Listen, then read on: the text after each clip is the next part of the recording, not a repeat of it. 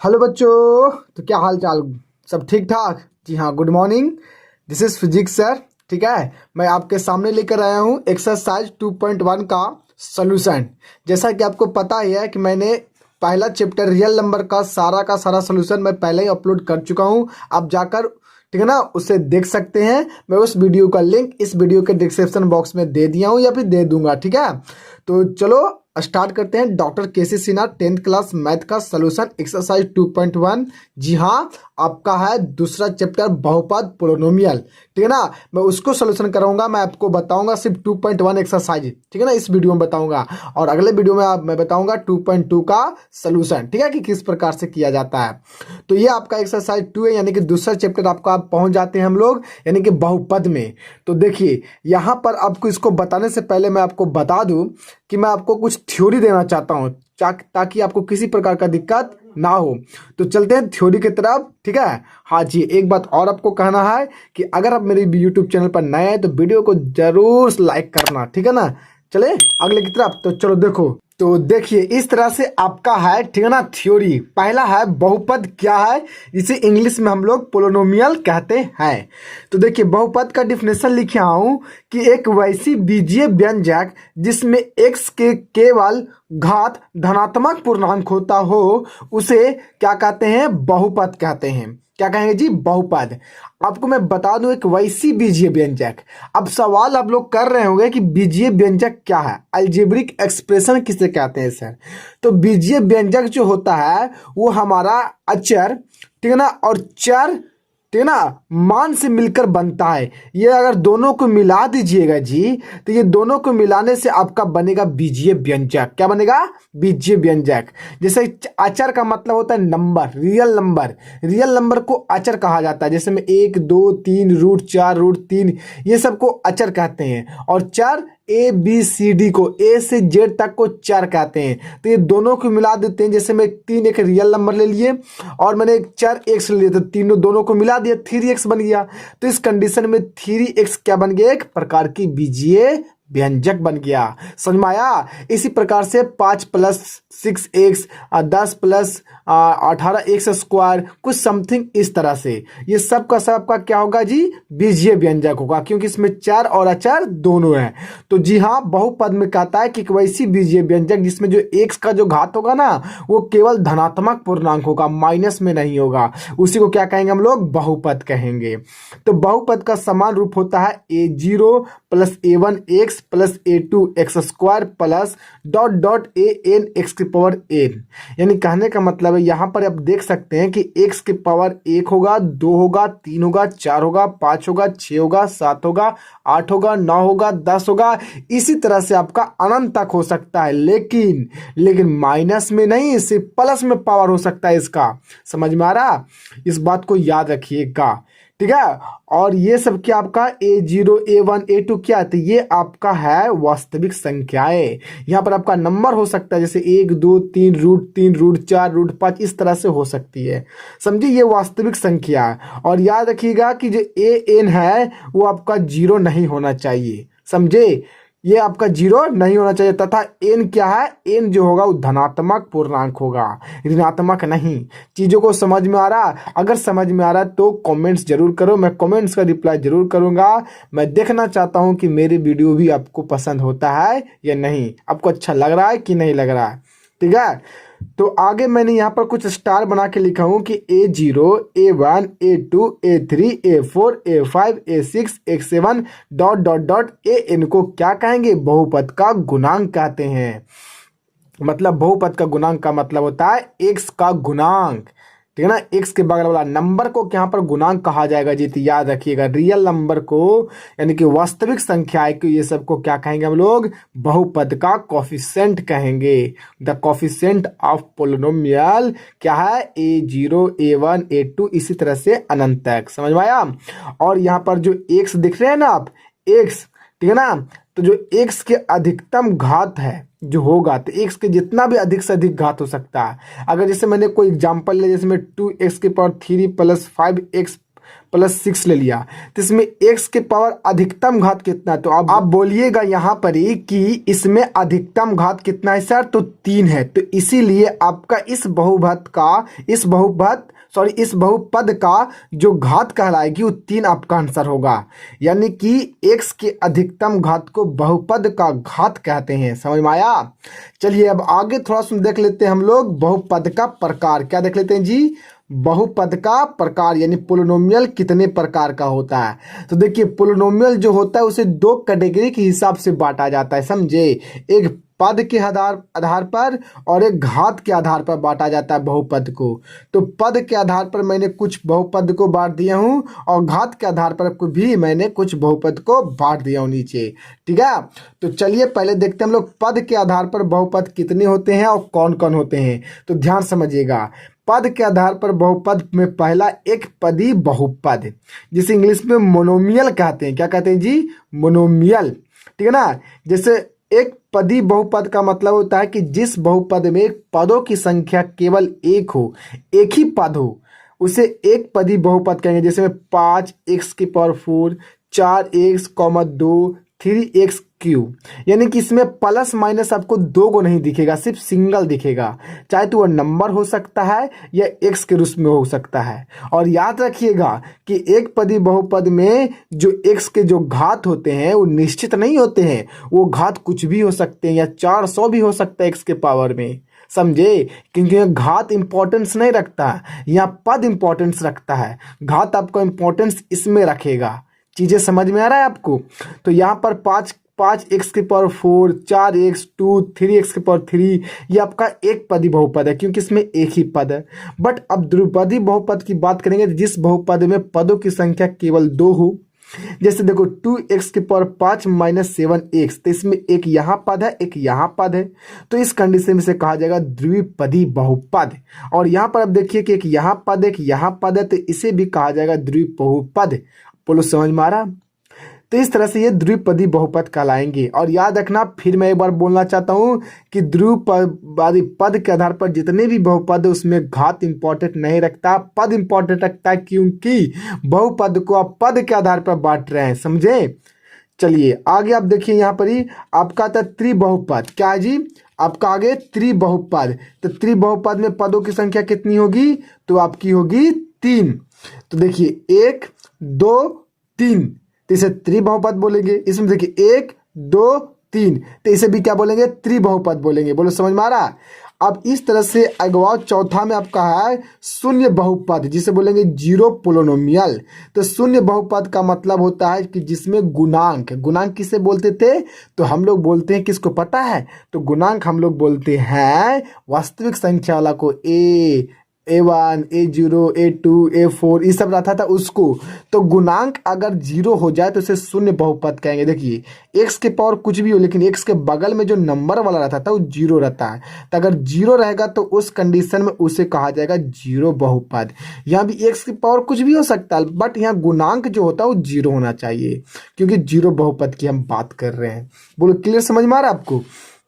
अगला आपका पांचवा है जी अचर बहुपद, यानी कि कांस्टेंट पोलिनोमियल। कांस्टेंट पोलिनोमियल उस बहुपद को कहते हैं जिसमें कोई नंबर हो, वास्तविक संख्या हो केवल। जैसे में 2, -5√3, ये आपकी अचर बहुपद कहलाएंगे। ये सब याद रखिएगा। चलिए अगला आते हैं हम लोग, ठीक है ना, घात के आधार पर बहुपद के प्रकार। तो देखिए पहला रैखिक या फिर रेखीय बहुपद, जिसे इंग्लिश में लिनियर पोलिनोमियल कहा जाता है। तो देखिए रैखिक बहुपद हम लोग उस बहुपद को कहते हैं जिसमें घातों की संख्या अधिक से अधिक एक ही होगा, एक से ज़्यादा नहीं होगा। उसे हम लोग एक या फिर रैखिक बहुपद कहेंगे। जैसे देखिए 3x-1, इसमें पद इंपॉर्टेंट नहीं रखते, इसमें घात इंपॉर्टेंट रखता है। मेरी बातों को ध्यान से आप समझिए। तो 3x-1, तो 3x-1 में यहाँ पर x आपको दिख रहा होगा कहीं, तो इसमें x के पावर कितना है मैक्सिमम? तो एक ही है घात, तो इसे एक घातीय बहुपद कहा जाएगा। डेट मीन्स रैखिक बहुपद। इसमें भी देख रहे हैं कि 5x⁴, यहाँ भी देख रहे हैं कि √2 और x के पावर कुछ नहीं तो 1। तो अगर x के अधिकतम घात 1 है तो उसी तो रैखिक बहुपद कहेंगे। यानी कि इस रैखिक बहुपद का हम लोग क्या लिख सकते हैं, समान रूप लिख सकते हैं ए एक्स प्लस बी, जहाँ ए और बी रियल नंबर होगा और एक्स जो है उसके पावर 1 होगा। और याद रखना ये ए का मान 0 नहीं होना चाहिए, अगर ए का मान 0 होता है तो ये पूरा 0 कर देगा जी, और जब पूरा 0 कर देगा तो सबसे बी आ जाएगा। तो घात कहाँ गया, समझ रहे हैं ना। चलिए द्विघात बहुपद अब समझ लीजिए, क्वाड्रेटिक पोलिनोमियल। तो जिस बहुपद में x का अधिकतम घात 2 उसे द्विघात बहुपद कहते हैं, जिसमें x square minus x plus 1। इसमें जरूरी नहीं हो कि x के पावर 1 हो, x रह भी सकता है ना भी रह सकता है, लेकिन एक्स स्क्वायर होना बहुत जरूरी है। जैसे दूसरे एग्जाम्पल देखिए, एक्स स्क्वायर प्लस 1 लिखिए, इसमें तो x नहीं है ना, कोई दिक्कत नहीं। अगर x नहीं है तो हम लोग 0, x लिख सकते हैं, कोई फर्क नहीं पड़ेगा, समझे। लेकिन एक्स स्क्वायर आपका होना बहुत जरूरी है। इसका सामान्य रूप होगा A X square plus B X plus C, और ए नॉट इक्वल टू 0। अगर ए की वैल्यू 0 हो जाता है तो प्यूरो 0 हो जाएगा, पूरा जब 0 हो जाएगा तो उस कंडीशन में यह द्विघात बहुपद आपका नहीं होगा, सिर्फ बी एक्स प्लस सी यानी कि एक घात बहुपद हो जाएगा। बोलो समझ मारा। चलिए तीसरा आपका है त्रिघातीय बहुपद। तीसरा आपका क्या है जी, त्रिघातीय बहुपद। तो उदाहरण के जैसे में 3 घात होगा मैक्सिमम ना x के पावर, देखिए 3 है कि ना, 2x3, तो मैक्सिमम x के पावर 3 होगा। 2 रह भी सकता है ना भी रह सकते को, कोई इंपॉर्टेंट नहीं, पद इसमें कोई इंपॉर्टेंट नहीं है। इसमें ये इंपॉर्टेंट है कि मैक्सिमम 3 होनी बहुत जरूरी है, 2 रहे 1 रहे या ना रहे। जैसे में यहाँ पे देखिए x³ प्लस 3, क्या इसमें एक्स स्क्वायर है, x है नहीं ना, सिर्फ x³ है, तो x³ होना इंपॉर्टेंस रखता है, ठीक है ना। तो ये आपका त्रिघातीय बहुपद है, ये भी त्रिघातीय बहुपद, ये भी त्रिघातीय बहुपद, ये भी त्रिघातीय बहुपद, क्योंकि x का मैक्सिमम 3 है घात। इसका समान स्वरूप लिखिएगा A X cube plus B X square plus C X plus D, D naught equal to 0। यहाँ पर 0 ना होना चाहिए ताकि x³ 0 ना हो जाए, कर समझे। चलिए तो इस तरह से आपका बहुपद का मैंने पूरा आपका थ्योरी दिया। कुछ आपको थोड़ा सा और समझने की बात है, नहीं तो फिर आपको दिक्कत हो जाएगा जी। देखिए अगर रैखिक बहुपद की बात करेंगे जिसमें घात 1 होगा, तो रैखिक बहुपद का ग्राफ या फिर आपको बात करेंगे हम लोग आलेख। तो रैखिक बहुपद का जो आलेख होता है, आलेख या फिर ग्राफ, वो हमेशा सीधी रेखा यानी कि सरल रेखा होता है। यानी कि अगर ग्राफ अगर आप में ऐसे दिख रहा है, देखिए ये x हो गया, ये y h हो गया, समझे। और अगर आपको ऐसे एक लाइन सीधा दिख रहा है तो ये इसको जो देख से आप बता सकते हैं कि ये रैखिक बहुपद है, यानी कि एक घातीय बहुपद है। बोलिए, बोल सकते हैं, देखकर पहचान लिएगा। द्विघातीय बहुपद का जो ग्राफ होता है, आलेख होता है, वो परलव होता है। परलव मतलब पाराबोला। कैसा होता है तो मैं आपको फिगर दिखाना चाहता हूँ। देखिए जैसे ये x है और ये आपका y है, तो पाराबोला आपका इस तरह से रहता है, ऐसे देख रहे हैं, तो यह है परलव। तो इसका पहचान आता है द्विघातीय बहुपद, और एक रेखा को बोलेंगे रैखिक बहुपद। तो इसको पहचानने की जरूरी आपको ऑब्जेक्टिव में आता है, पूछेगा द्विघातीय बहुपद से, ठीक ना, आलेख कैसा प्राप्त होता है, तो मारिएगा परलव होता है। परलव मतलब पाराबोला, इसको पाराबोला कहते हैं इस साइड को, क्लियर। चलिए रैखिक बहुपद की केवल शून्यक एक शून्यक होती है, क्योंकि इसमें x का अधिकतम या उच्चतम घात एक ही होती है। कोई पूछेगा ना एक घातीय बहुपद का शून्यक कितना हो सकता है, तो एक ही, क्योंकि घात 1 होता है। अच्छा, द्विघातीय बहुपद की शून्यक 2 होगा, क्योंकि घात उसका मैक्सिमम 2 होता है। त्रिघातीय बहुपद की शून्यक कितनी होगी, तो 3 होगी, क्योंकि उसमें 3 होता है मैक्सिमम घात। अच्छा, अगर ग्राफ या फिर बहुपद का आलेख ना तो एक सरल रेखा हो और ना ही परलव हो, तो वह ना तो एक घातीय बहुपद कहलाएगी और ना ही द्विघातीय बहुपद। जैसे मैं यहाँ पर थोड़ा ग्राफ बनाता हूँ, ये x हो गया, ये y हो गया। अब बताइए हमको ये वाला, ये क्या पाराबोला लग रहा है, बोलिए, ये एक सरल रेखा लग रहा है, नहीं ना। तो ना, अगर सरल रेखा नहीं है तो ये घातीय भी नहीं होगा, ये पाराबोला भी है नहीं है, मतलब परलव भी नहीं है, तो ये आपका द्विघातीय भी नहीं कहलाएगा। तो इस कंडीशन में ना ये घातीय और ना ही द्विघातीय है। बोलो समझ में आया। तो इस तरह से मैंने आपका पूरा थ्योरी कंप्लीट किया बच्चों। आपको आप अच्छा लगता है तो कमेंट जरूर करो, ठीक है ना। तो चलते हैं, आपका बहुत ज़्यादा समय ले लिया हूँ समझाने में, अब हम लोग चलते हैं सिलेबस की तरफ। अगर आपको ये सब समझे हुए हैं तो आप वीडियो को, ठीक है ना, आगे बढ़ाकर भी देख सकते हैं स्किप कर, ठीक है ना। तो चलते हैं हम लोग अब बुक की तरफ। किसकी तरफ, बुक की तरफ। तो ध्यान से आपको देखने की ज़रूरत है। देखिए आपको इसमें थोड़ा सा मैं आपको पढ़ के सुनाता हूँ क्या कहता है। नीचे दिए गए बहुपदों के आलेखों को देखकर जांच करें कि वह घातीय कि दुर्घातीय, ना तो घातीय नहीं दुर्घातीय।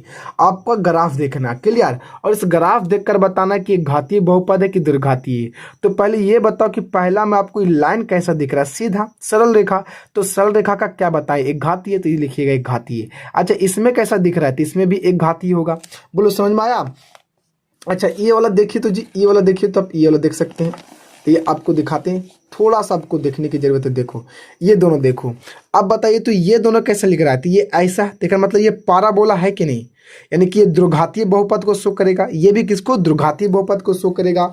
तो इस तरह से आपको सिर्फ कॉपी में उतार कर लिख लेना है, समझे। और मैं आगे आपको बताता हूँ कि बताइए ये कौन सी बहुपद को शो करता है जी, इस तरह से। तो देखिए पहले नंबर की तो ना सरल रेखा नहीं है और ना ही ये मेरा इस तरह से थोड़ा सा आकार में है, यानी कि ये ना परलव है, यानी कहने का मतलब ये ना तो द्विघातीय बहुपद को शो करेगा और ना ही एक घातीय बहुपद को, ऐसा ही लिखना। अच्छा ये क्या शो करता है जी, ये एक सरल रेखा तो है नहीं, ऐसे है, ये ऐसे भी रहता ना तो पाराबोला हो जाता, क्लियर। तो ये भी हम लोग लिखेंगे इसमें कि ना ये घातीय बहुपद है ना ये द्विघातीय बहुपद है। अच्छा अगला आप देखिए तो ये वाला, ये भी देखिए ना पाराबोला लग रहा है ना फिर सरल रेखा लग रहा है, तो इस कंडीशन में ये भी आपका क्या होगा जी, ये भी आपका ना तो द्विघातीय बहुपद होगा ना ही एक घातीय बहुपद। अच्छा ये देखिए तो ये भी वही हाल है, एक होता तो कहा जाता, ये दो को ऐसे घुमा दिया था, ये भी एक घातीय बहुपद है और ना ही द्विघातीय बहुपद है। अरे समझ में आ रहा तो कमेंट जरूर करो दोस्तों, मैं आपके लिए वीडियो बना रहा हूँ। चलिए दूसरा का क्वेश्चन देखिए कि नीचे दिए गए चित्र में y बराबर px है, y बराबर px दे रखा है, तो आलेख दिए गए में जहाँ px एक बहुपद है तो प्रत्येक स्थिति में क्या निकाले, शून्यक ज्ञात कीजिए, शून्यक की संख्या ज्ञात करेगा। तो पहले आपको ये पता करना पड़ेगा कि y बराबर px है, तो आलेख आपको देखना पड़ेगा कि जो आलेख है वो x पर कितना काट रहा है, तो जो x पर काटेगा आपका उतना ही शून्यक हो जाएगा। तो पहले हमको इस फिगर में बताओ कि x एक्सिस पर ये जो बना रहा है ग्राफ वो कितने पॉइंट पर काट रहा है, एक यहाँ काटा एक यहाँ काटा, तो आपका शून्यक भी कितनी हो जाएंगी, 2, जितना पर x h पर कटिंग करेगा। तो x क्यों चाहिए, क्योंकि यहाँ पर y बराबर यहाँ पर x है, इसीलिए इसमें कितने पॉइंट पर काट रहे हैं, तो 1 2 3, तो इसमें शून्य कितनी हो जाएगी 3। बोलो समझ में आ रहा। अच्छा इसमें देखो तो जी, इसमें हो जाएगा 1, तो एक ही इसमें आंसर हो जाएगा क्योंकि एक ही एक्सेस पर काटा, इसमें भी 1 हो जाएगा, अगर इसमें 1 2, इसमें 2 हो जाएगा, इसमें भी 1 हो जाएगा। तो इस तरह से आपको पूरा कंप्लीट करके बनाना है जी, मैंने बता दिया आपको किसी प्रकार का ये दिक्कत नहीं हुआ होगा, यानी कि एक्सरसाइज 2.1 इस तरह से आपका होता है खत्म। और पूरी तरह से बनाकर मुझे कमेंट करो कि सर हमको ये वीडियो मजा आ गया, पूरी तरह से समझ में आ गया, स्कूल से कोचिंग से भी अच्छा समझ में आया, ठीक है ना। मैं आपको कमेंट का रिप्लाई जरूर दूंगा। तो इस तरह से वीडियो को करते हैं बंद, मिलेंगे अगले वीडियो में, तब तक के लिए ओके, गुड बाय।